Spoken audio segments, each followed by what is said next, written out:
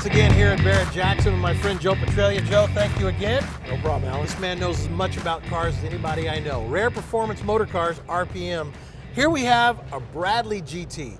Listen, we're of that age now that we remember in the 70s, Popular Science magazine, there was a little ad with the Bradley GT kit car. And you would sometimes cut that picture up and hang it on the wall. You wanted to build that car. It was a hot-looking car. It was a hot-looking car. Gull-wing roof, removable rear window, you know, on the Volkswagen chassis. And this is all original? This is an all-original one with every original component in the kit from new. Original gel coat, plexiglass roofs, plexiglass rear window, turn signals up front. Amazing. I did a little research on this car when I bought it, and I went to the Bradley GT forum online.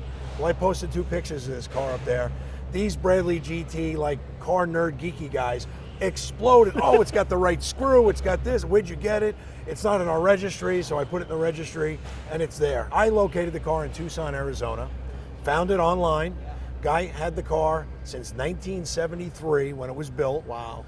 Put 6,000 miles on it after the build, and then would drive it 3, 4, 5 times a year, sat in a garage under a giant blanket, and survived. And you found it online? And I found it online just going through a couple of online sales, and it would just have to be a small ad online, no pictures, no nothing. Made a phone call. Yeah. I talked to him on the phone as I was walking out to my truck, hooking up my trailer, getting in my truck, and driving down to Tucson.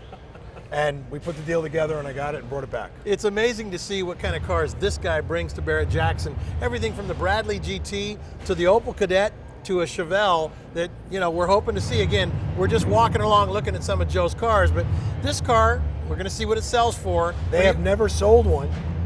This is the first one. This is the first one. Barrett-Jackson has some other kit cars, but they've never had a Bradley GT.